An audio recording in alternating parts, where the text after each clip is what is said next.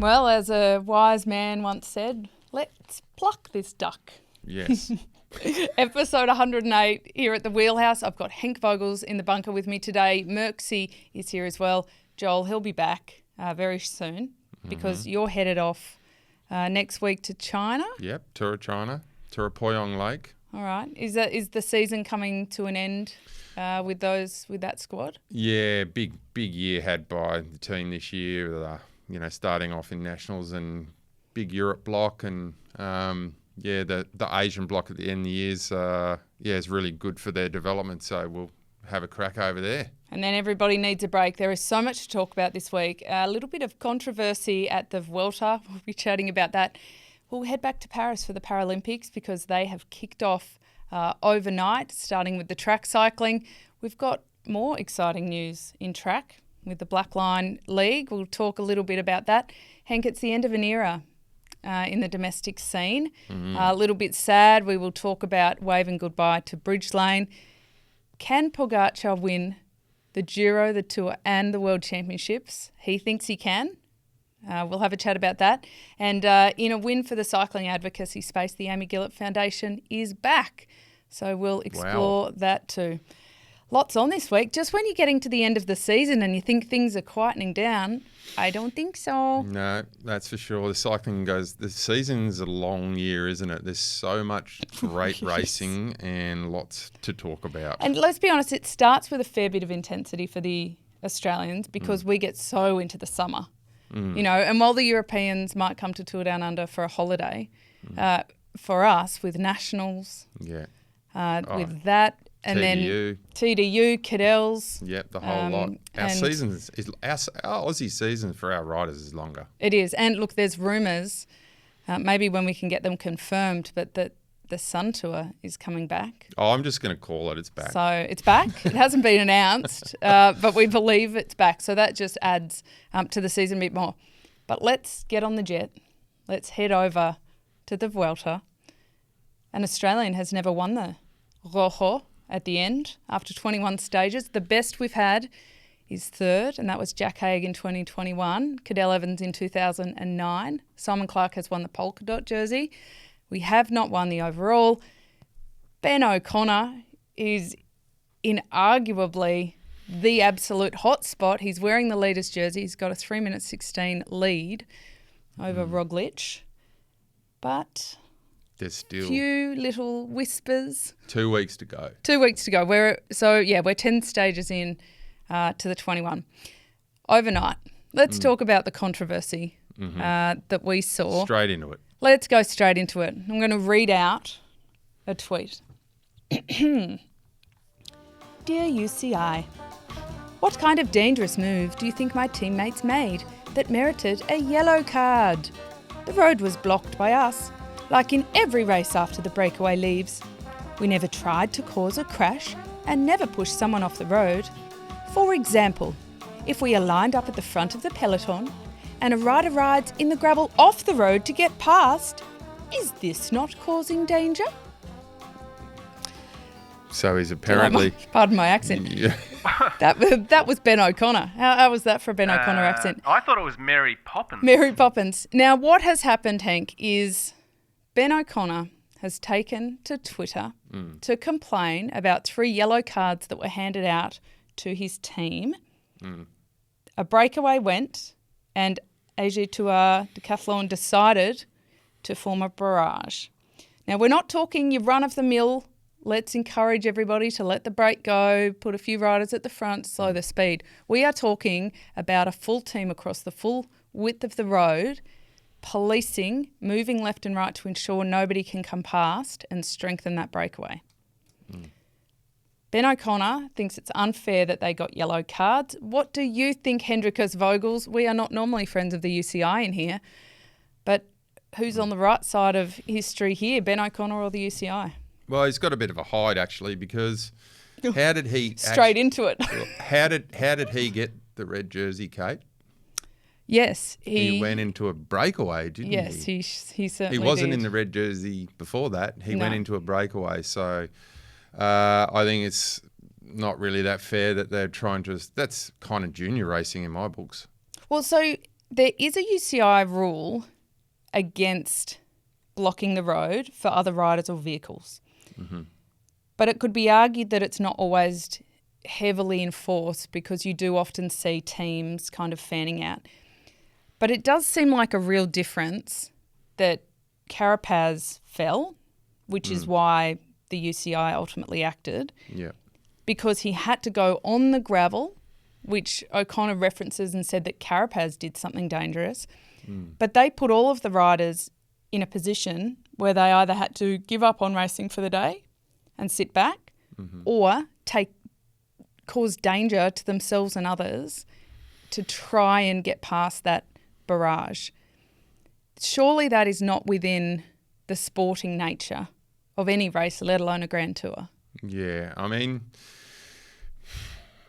Ben's got a point. I agree with him in some ways. So when a team is leading a tour or they have a team leader in a classic and a break goes and they're happy with it, the teams will generally put a rider on the left and the rider on the right, kind of shut the gate a bit. But they don't put 8 riders across the road and throw the arms out and stop riders from doing that. It's not really a thing, but yeah, teams do. Generally what they do is the GC leader will just pull off the side of the road and take a leak, which shows, we're happy with the break. If you want to go, go. They haven't done that. They've just decided to put the entire team, barrage the front, and then it's actually caused an accident. Now, we haven't seen footage. There's some footage of it, but the tree gets in the way. You can't really see what happened. What happened was Carapaz angry and he leant into the rider and he's crashed. I think that's what's happened. I don't think any rider would ever knock any other rider off. There's frustration involved there, and that's what the UCI is trying to stop. Is that behaviour. Like, I understand the yellow card. Yes, bring it in. I think it's warranted. If that was dangerous, then 100%. I mean, you're allowed to ride wherever you want in a race. You can ride, if you guys want to ride 7 across the road, good luck to you. If it's a small road, then that's your fault if you're behind. But if you're actually riding dangerous, then yeah. And whether that's proved or not, I'm not sure because the footage is grainy. It's from a helicopter. There's a tree in the way. Carapaz goes down. No one knows what happened. Only those 2 riders know what happened. There was no front on camera for that. So yeah, it's not really sportsmanlike behaviour to stop riders from attacking when you took the jersey attacking. Yeah, I mean, that's, I think, what I get caught up on is it does happen. You can ride however you want within the rules, but it seems like almost intimidation tactics and a bit of, dictation by force, which doesn't sit very well with me, to be honest, because there are certain things, etiquette afforded to the team or the rider that is leading the race, for sure. And we've seen that, if they fall off, have incidents, more time and consideration is given to them than any of the other riders. But I don't think that should extend to them being able to dictate the race in that regard.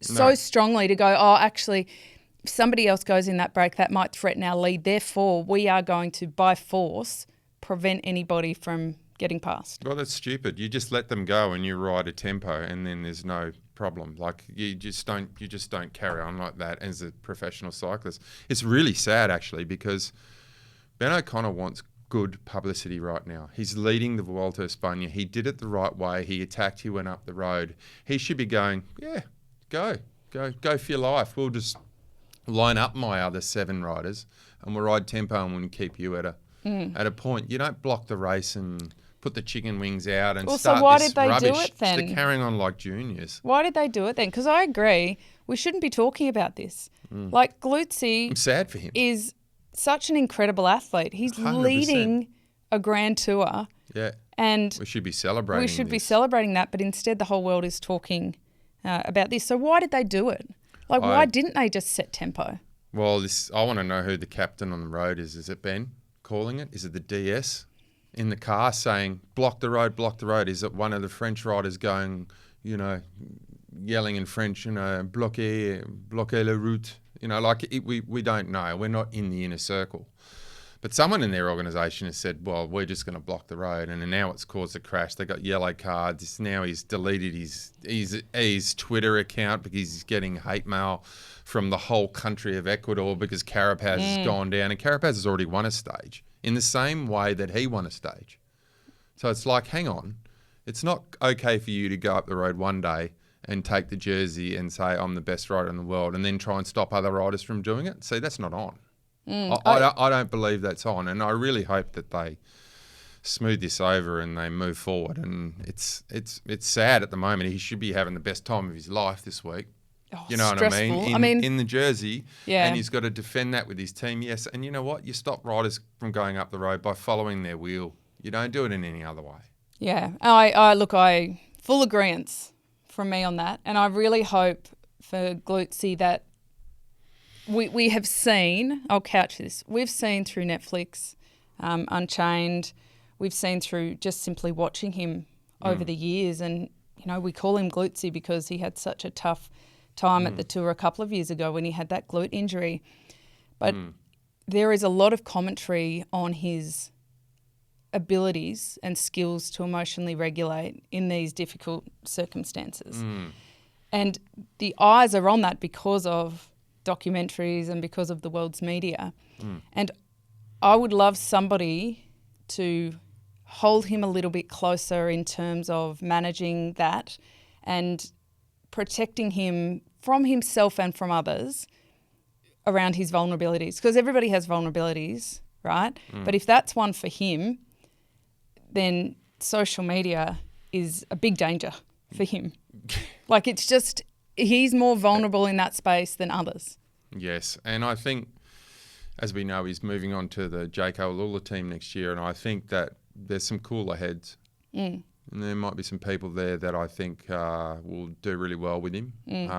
I know there's good people there, so I think they'll, I'm not going to say wrap their arms around him, but they'll be like, no, mate, this is how we roll. So I think it'll be different where he is. I think he's in place now, and I think there's a lot of pressure on him. He obviously hasn't hounded it really well in the past, but having said that, he comes across as somebody who's difficult, but like we said, he redeemed himself in the Tour de France last year. Everyone's seen the Netflix thing, so he's certainly a talented athlete. He's going to do great things in the next, how many years he's signed for, including this Vuelta, and we're still not even halfway through the race. So, but yeah, I think he needs some guidance in that respect, and I still think he's young. He's not super young, but I still think, he can mature a little bit more, and it's going to be tough for him though. Moving forward in this Vuelta. Well, it is, especially because a lot of people know his vulnerabilities now too. So, and there's no blocking the road in the next 1,000 kilometres either. You can't block the road for 1,000 kilometres. No. Well, and not only that, I think when you've got 3 yellow-carded riders, they have to be extra cautious. Well, they'll be out, right, if they keep carrying on. Yeah. So I think it's 2 and you're out.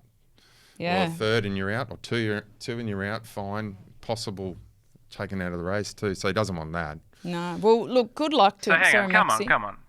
Make a call. Do you reckon he can win it? Well, I think it's early days for that. But he's 3 minutes 16 up. Henk, he's lost in the mountain stages since he took the leader's jersey. He's consistently lost 40 to 45 seconds to Roglic. So if that keeps going, that will be a dangerous situation for him. Doable though. It's doable. It's doable though. And you saw that he stayed with everyone up Sierra Nevada, and that is a monster climb. So, I mean, yes, he's not incredible when it's super short, steep and power. That's not Ben O'Connor. Ben O'Connor's great on long climbs. He can ride this amazing tempo for a long time, and he can limit his losses. And that's why I hope that, the mountain stages that are coming up in the rest of this Vuelta, he will just measure his effort. He's got to measure his effort if he wants to win the Vuelta. So that means not going over the limit. Hey, listen, you lose 10 or 15 here, that's nothing. You blow, mushroom cloud, it's all over. So, yeah, I think they'll be talking to him about that. And I still think he can win it. I say 50-50. I say go Glutzy. I'm on the fence. The fence. It's going to be tough for him. Roglic, you would say, is probably the best stage race rider of the last 10 years. He's won 19 of them. So the guy knows how to race, and he's super powerful. He's got that punch where O'Connor's that different rider. So, yeah, it's going to be great to watch. And it finishes on a time trial, so we might get an absolute nail-biter there. Yeah. Oh, no. Right. They can both time trial too, can't they? Let's talk quickly about Eddie Dunbar. So he won stage 11. The Irishman, if you look down his results list this year, there's a lot of DNSs. Mm-hmm. The last 2 Grand Tours he's ridden, the Giro this year, the Vuelta last year, he crashed out of both of them. It's been a rough trot. It has been a rough trot. For the Irishman. But he wins a stage in such great fashion. Awesome. This is such a great story of resilience, isn't it? Yeah. Oh, I mean, cycling is such a bitch of a sport. You're always crashing, sickness, injury. Like, it's if you can put an 8-week period a year where you're on, not many riders can string a good 8 weeks of the year where you're on. So you're always, knee injuries, backs, crashes, COVID. A lot of riders come out of the Vuelta this year in COVID. So for him to have an average year and come out and win a stage like that's amazing to see. He's certainly had his fair share of bad luck. But his attack was awesome. Like, that's pure cycling, right? That 800 to go. There's been 3 or 4 already, and the group stops for 15 seconds and he whacks them and holds them off. So that's amazing to see him do that. And awesome for Jayco Alula getting a stage win. Yeah, it is. There's different rider interviews at the end of stages with the winners. And my favourites are the ones where they tell a story about how they nearly stopped the sport, how they've gone through so much and they had these dark moments where they thought, I'm not good enough, the sport isn't for me, I don't think I'll achieve anything that I dreamt of. And now they're in this moment, and all of that has been worth it. And, I mean, that was Sakakibara at the Olympics in the BMX. She told that story. And then you have other interviews. Mohoric interview, that's the best. Oh, it's the iconic one, right? Yeah. And they're such beautiful interviews because sometimes they make it look so easy. Oh. But it's a reminder that the vast majority of the peloton... Every rider, except Pog. Yeah. They lose a lot more than they win.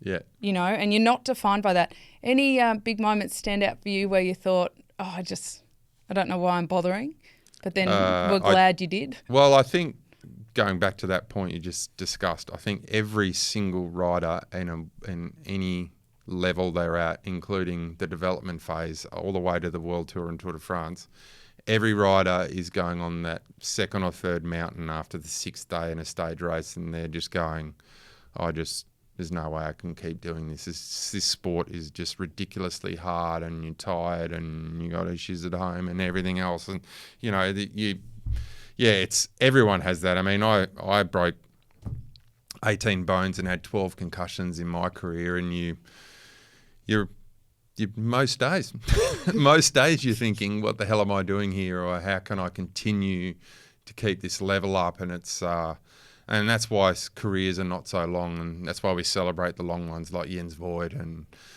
Alejandro Valverde and riders like that. They can suffer and suffer and suffer for so long, for so many years. I mean, I've had lots of times where I've just wanted to rack it, and 14 years was the length of my career, and 20 years in cycling. So chapeau to all those guys who're still hanging in there. But great interviews. I agreed with you. Love to see that stuff.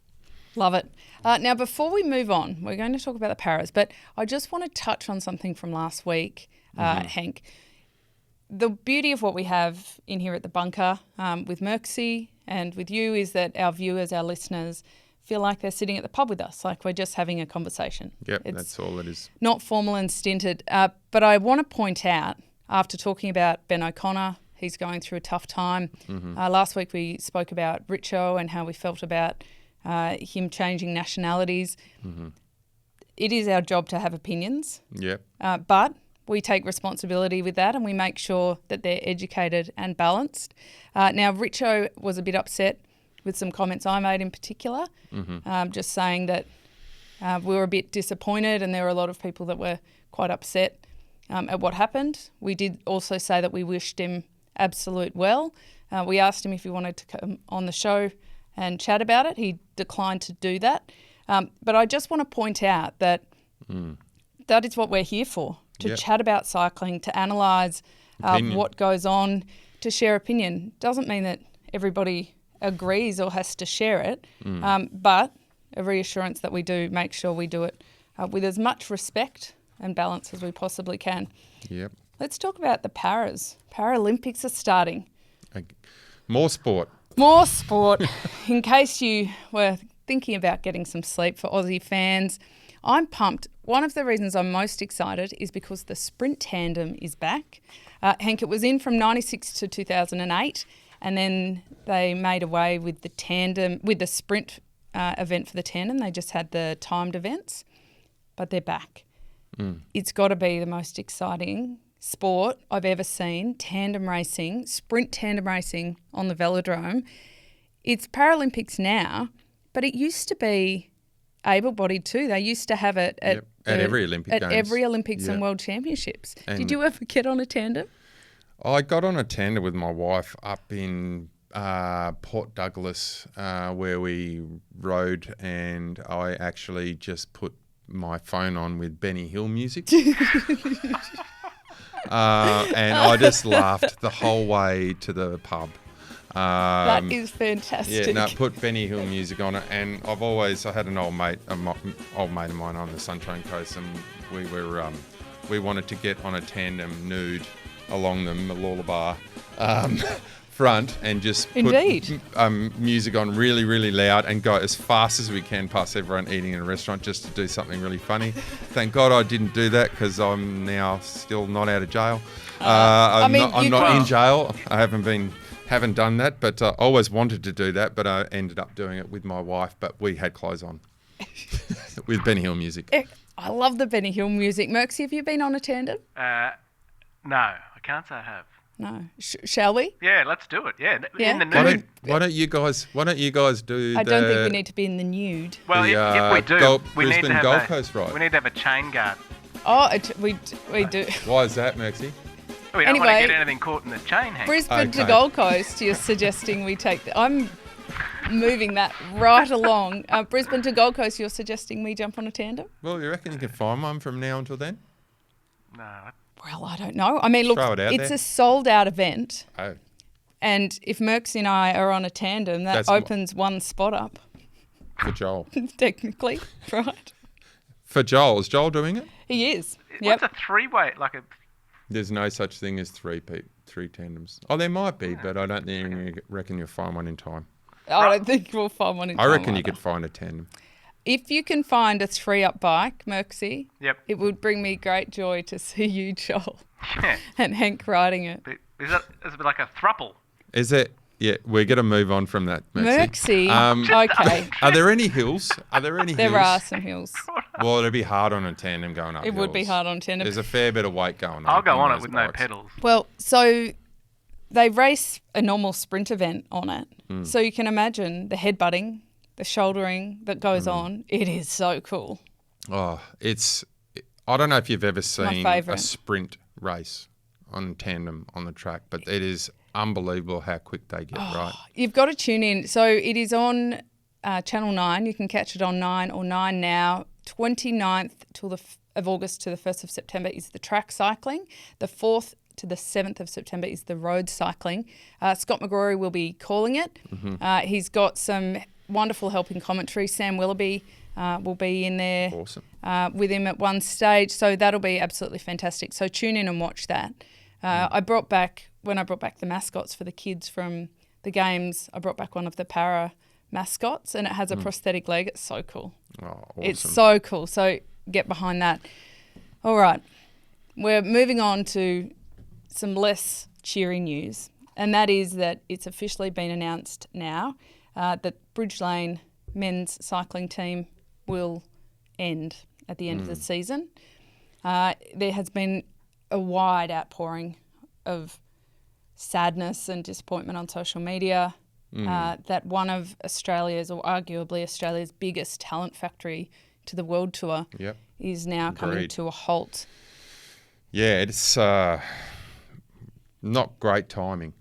I'll say that at the moment with the new Pro Velo Super League just kicking off next year, which is going to be super exciting, and we'll talk about that later. But yeah, I mean, they have been a pro-making factory, essentially. A great program that started long ago as Prade's Pies and had many different machinations. Prade's, that's right. I forgot about that. Yeah, I mean, Richie Port raced for Prade's Pies back in the day. So it started as that, and it went through, was lots of different sponsors, and Bridgelane is the latest sponsor. But yeah, they've got a great program. They've done a lot in Europe, everything in Australia, and to lose a team hurts right now. It really does hurt right now. So that's a little bit of a worry for the Australian scene.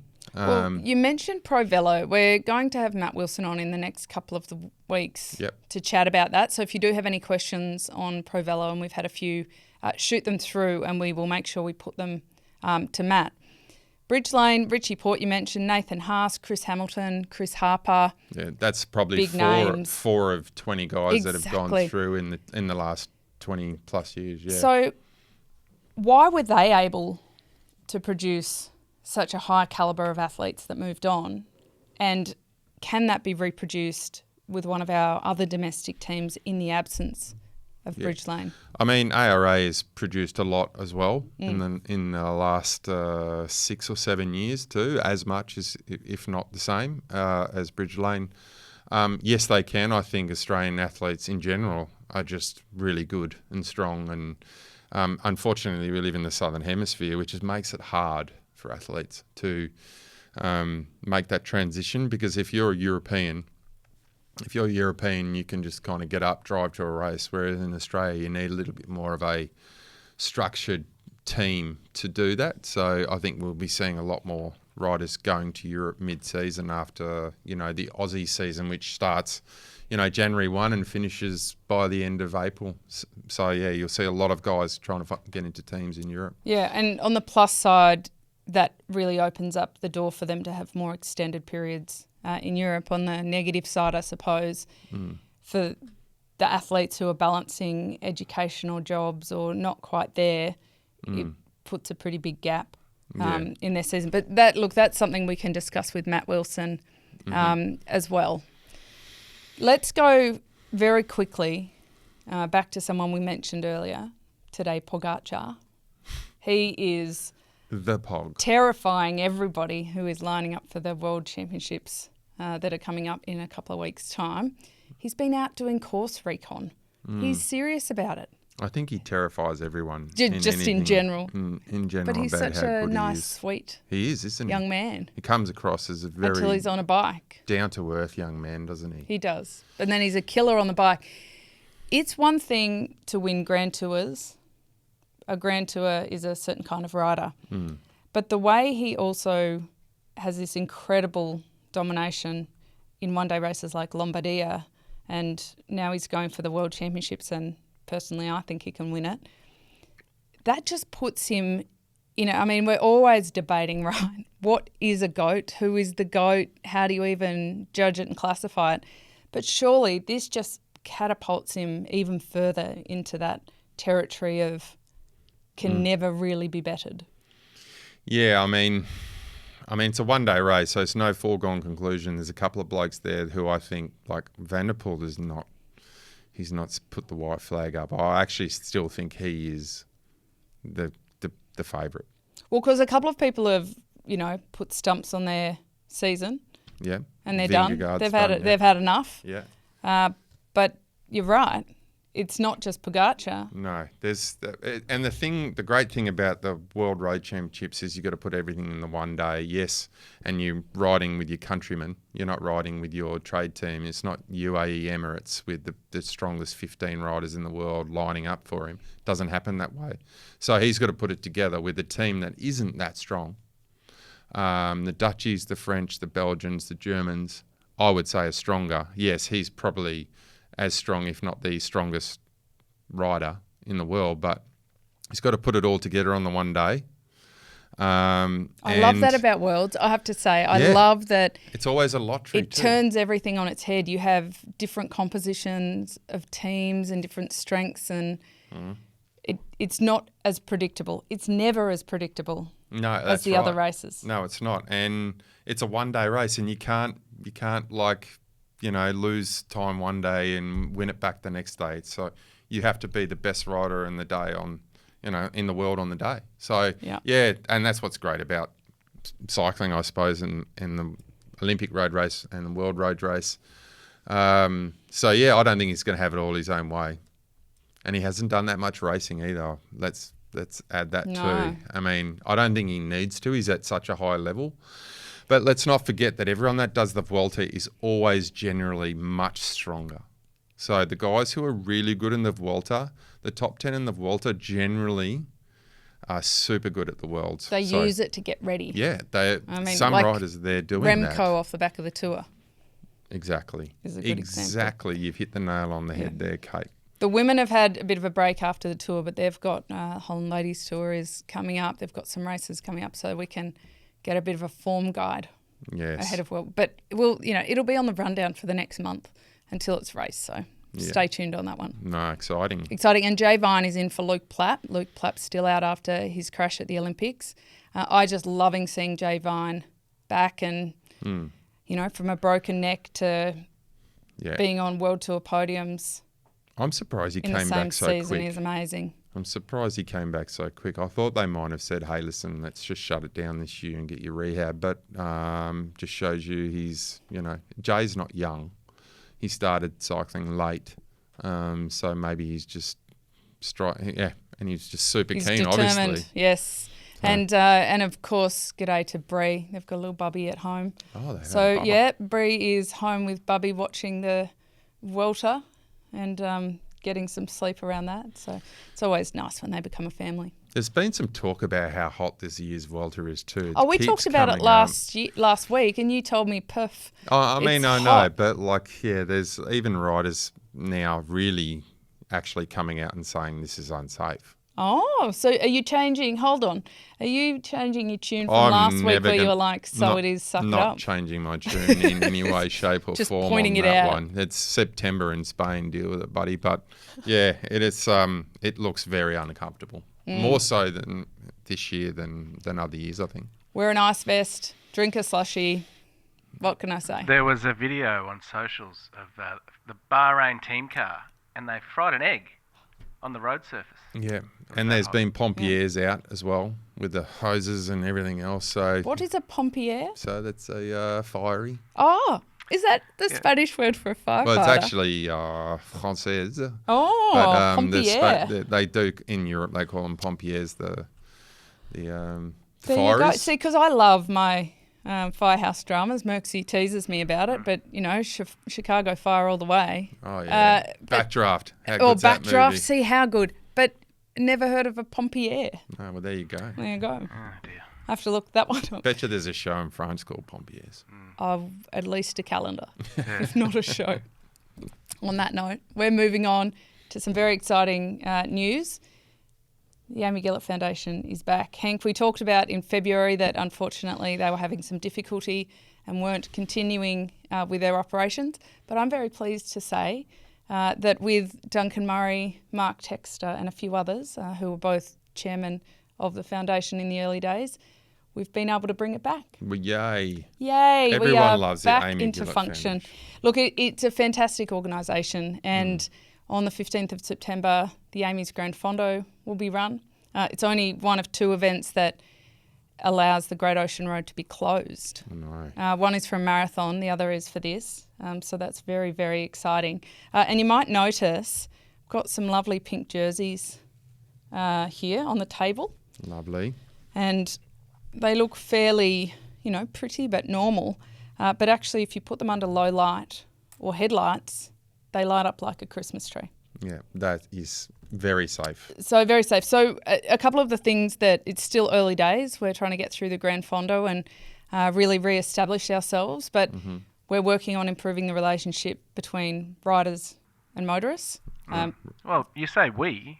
What's your we, role? What's the your foundation. role? Yeah, but you didn't say your role. Thank you, Merckxy. Yeah. Don't be shy. I'm the general manager and executive director. So thank you. Look, it is a real honour. Thanks, Merckxy. Yeah, Thanks, yeah, Henk. Amy was proud. They're in good hands. A very dear friend of my sister and my niece named after her. And so it is something very close to my heart. So we've fought pretty hard to bring it back for that reason, because everybody deserves to get home safe. And already this year, 25 Australians have been killed on the roads just riding their bikes, including a number of school children on their way to or from school. Yeah. If that doesn't give you goosebumps, then I don't know what will. Well, they're in good hands, Kate, because I think someone who has passion for the sport and can handle themselves very well in the press, and also have great experience in the cycling world. So I think the Amy Gillet Foundation is in a great spot with you running it. So congratulations, well done. And it's exciting to hear that you're going to be moving forward to make it bigger and better than it's ever been. Thank you. It is exciting, because I don't think it's acceptable that we don't feel comfortable for our children to ride their bikes to school. Yep. That is not acceptable. It's not acceptable that when somebody goes bike riding, they're told to share a safety beacon and make sure you keep in touch, because the risk is so much higher than it should be. Yeah, it's not acceptable. And we'll have more cars on the road if every person decides they're not going to ride their bike anymore. It'll just be a full, parking lot on the roads if people can't ride their bikes to and from work, to the shops, to the park. There's just going to have an overloading of cars and people and traffic jams, which will make people really angry. So infrastructure's huge. It is, yeah. It? I mean, the areas of focus for us are the relationship between road users. That's a big one. Yeah. Give respect, get respect. Yeah. But also separation by law, a meter matters, by technology. And you look at cars with the dooring technology, so that they can't open the door if they can see a cyclist coming towards it. And then obviously things like infrastructure. But I did bring the jerseys in because if we talk about technology, there's actually some really simple things you can do to stay safer around visibility. And these jerseys, because we know, right, that cyclists, it's all about fashion. Everybody wants to look cool. So you can't tell people don't wear dark colours. They won't listen. Yeah, but if you put good fabric and good technology into the fabrics, to the dark colours, then they can wear whatever they want and still light up it like a Christmas tree. So that's what these jerseys are. And I've also got some lights in here. You can get these ones at Bikebug, actually. BBB slide light combos. Nice. Because I personally think you should have a light on front and back at all times. Well, I always ride with the rear red light. Here you go. Thank you. Take some of those home. Thank you. I always ride, even during the day, full sunshine. I put a light on because you can always see a light on the road, no matter if there's sunshine or not. It's and you go through tunnels, and you go around a corner, and the first thing you will see is a light, even if there's a cloudy day or whatever. Well, that's it. And visibility is huge. Rachel Nayland started a campaign last year, Be Bright, Wear a Light. And there's a huge number of pros who've jumped on board, including Pogacar, who've made little videos and said, it's so simple. Put a light on front and back all the time. Here's a fun fact. Did you know in Sweden that it's against the law to drive without your lights on? All day? You have to. So it's against the law. You have to actually have your lights on, and there's the least amount of traffic accidents per capita in the world. So it's all about visibility. So if that doesn't swing you, nothing will. So. Yep, well, we've got a lot of work to do, but we're very committed to doing it. On the board with me, I've got the wonderful Duncan Murray, who is the chair, Mark Texter, former chair, Mary Safe, Darling Mary, who's Amy's mum, Phil Anderson. If you don't know him, he wore the first ever yellow jersey for Australia at the Tour de France. Old teammate. Oh, gosh, there you go, crossing generations there. Exactly, we did cross generations. And Michael Drapak as well. Now, he lost his son, Damien, to a road accident as well. So some pretty close to home stories. Some good people there. There's some brilliant minds. So please get in touch with us on social media if you want to be involved in that. I will say we do have some of these amazing jerseys. All of the proceeds go to the foundation. Check out Wheelhouse social media for that. Also, Amy Gillet Foundation social media, and get yourselves one. It looks good, eh? They're fancy. Oh, look at you, Merckxy. I like it. Nice. Yeah, like a glove. it is. And these were developed with Santini and Bike Sports and the Traffic Accident Commission specifically to increase visibility. Early research, and they're yet to complete the full research on all of the different sizes, but the early indicators are that it takes rider visibility from around 25% to 90%. Just from... Bright colours. No, it's not even the colour. It's from the fabric. The fabric. Yeah, so these happen to be pink, but it would be the same even if it was in a darker colour. Awesome. So they're very cool. So Very get cool. on that. More good news, Blackline Track League is coming back. And the reason that I can segue from one to the other is before I walked in here, I talked to Aaron Liang Bear, who is one of the co-founders of the series. The big bear. And I've committed Wheelhouse and the foundation to a team. So congratulations, guys. Yay. Have you? We've got our own team. We've got our own team. Great. Yep. That's great. So they will be... What does that cost? They will. We'll talk about that later, darling. They will be Small. wearing these pink jerseys. So I'm pumped that we will have that representation on the track. But listen to this. This is so exciting. This week we had Junior Worlds on the track. Tate Ryan broke the world record. Will Holmes broke the world so record in good, the weren't 3K. Nicole Duncan went back-to-back with the scratch race. We talked about that last week. Incredible talent. So in the Blackline Track League, 125 riders, including Tate Ryan and Nicole Duncan, I might add. They're under 19 and under 23. Next year and moving forward, they're going to open it up to elite as well because they want the under 19s and the under 23s to race with. To be able to keep going with it. 14 teams, a nearly equal gender split across that. Has that ever happened? Certainly not to my knowledge. Wow. And I'm a researcher. So will there be a masters category? I'd love to see Henk and you back on the board. well, I suppose technically elite is just open age. Okay. I wouldn't call myself elite. I wouldn't call anymore. myself elite, but if elite is open age, then I guess we could get a celebrity race going. Tandem. We could a tandem. I Now- could see you and me, Merckxy, on a tandem. Yeah. With two of these jerseys on. Yeah. I'd do it. I'll have no pedals. No, I'd do it. Well, I did say. No, you will have pedals. I said to Bear, who is our team?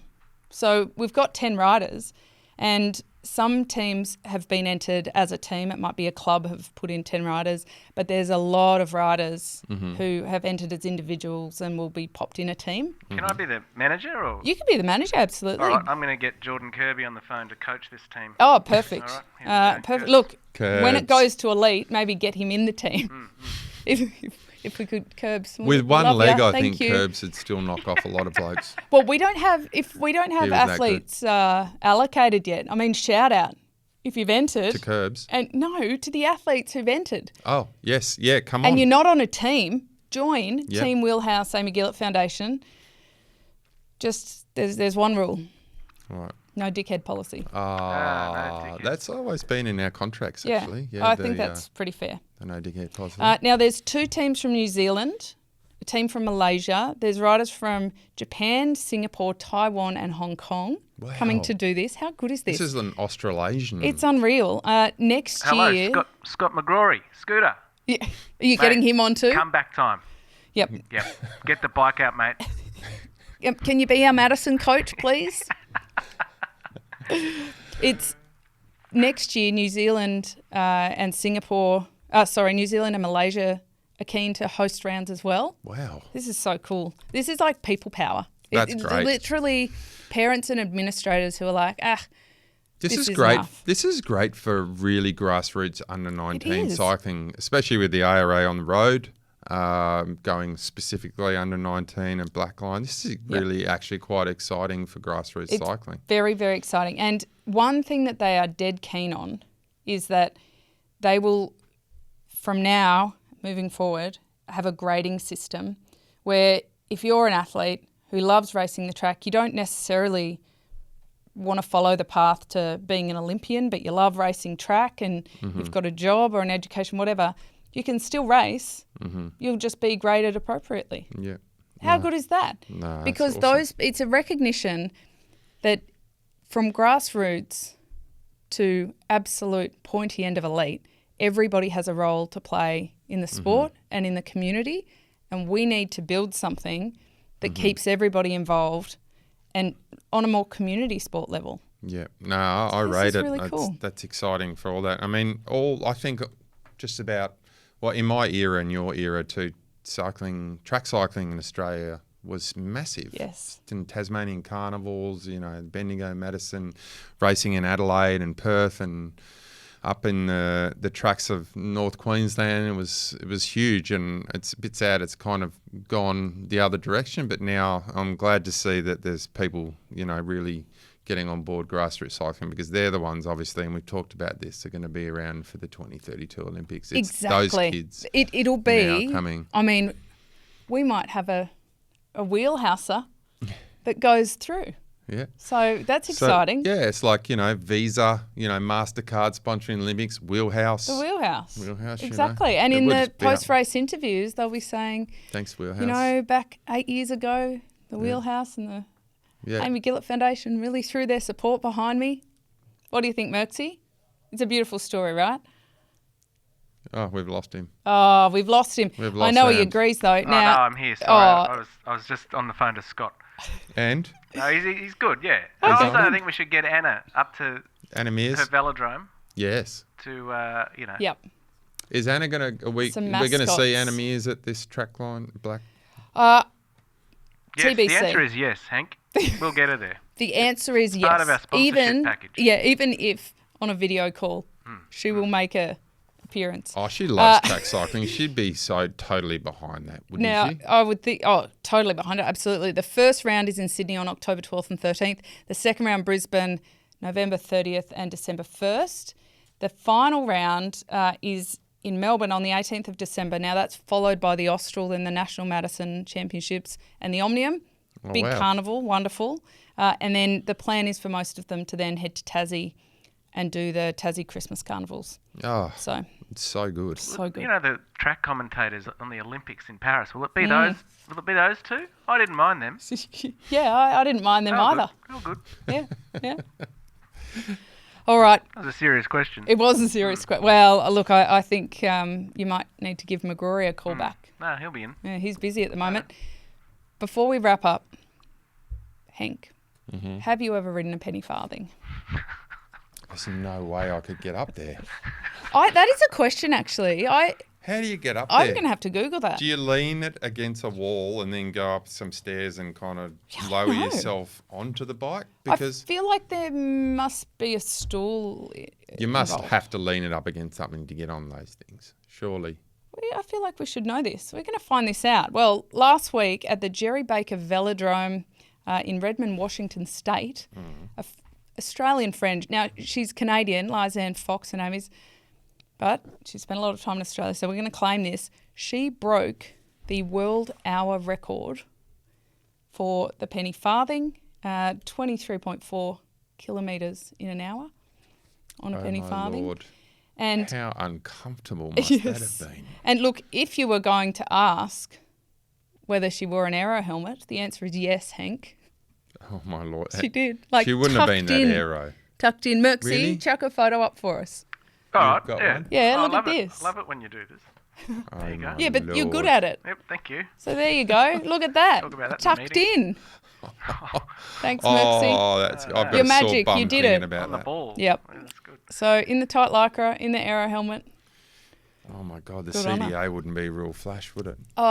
No. Can you just, what does that mean, Henk? It's Remind like people. It's a measurement of your aeroness. Yes, from surface area. Yes. From front, like essentially Yes. frontal surface area. Yes. So the lower the number, the better. I have a Yes, feeling on a penny correct. farthing. We'll it's- get Curbs in and ask him. He can give us He can. incredibly in-depth.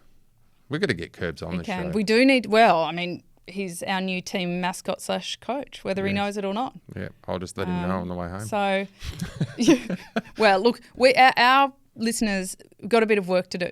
You need to jump on and take a look at the jerseys. You need to send in any of your questions on Pro Velo, Cycling League, so that we can ask Matt Wilson. And if you or anyone you know has signed up for the Blackline League and you're not in a team yet, jump on board. Let us know why you think you should be on our team. We've got 10 spots, 5 ladies, 5 fellas. No dickhead policy. Done. What can go wrong? We have insurance, I think. You okay, Merckxy? No, I'm good. I'm just looking on how to mount a penny farthing. And Yes. you don't need a ladder. It's foot in the pedal, throw the leg over. I'll put a video up. Is there like kind of a ladder? No ladder. No ladder. No, He's you saying just- no ladder, like leg on and... I know there's a guy actually in Brisbane who used to be my team mechanic. I think he actually has one. He does them up. So I might have to How get do him we to send get me some one? photos. I was going to say, send us a penny farthing. Where is he? Do you reckon it'd fit inside the studio? Yeah, we'll get it in the studio. I'll get him to bring it in. It's a big studio. I'll get him to bring it in next week. I'll be in China. You'll be in China. I'll be in Wait China, till but he you're can back. bring it in. Wait till you're back. Exactly, Merckxy, because Henk needs to figure out how to Are we going to mount do a it video without... on me mounting a penny farthing? Absolutely. No, we'll do Kate and Joel on the penny farthing. Your video will be the nude tandem. Yep, with some blurring. Okay. Excellent. I know some good lawyers. Keep it classy. Thank you for joining us. Standard Wheelhouse. Ladies and right gentlemen, there. take a look at too the serious, jerseys. people. Remember to get yourself a front and back light for Get some use BBVs. at all times. And From Bikebug. Yeah, from Bikebug. Keep in touch with the foundation and the Wheelhouse. And we'll either see you in Lorne or we'll see you at the Brisbane to Gold Coast. Who was the mate you wanted to get nude with on a tandem? I can't reveal his name.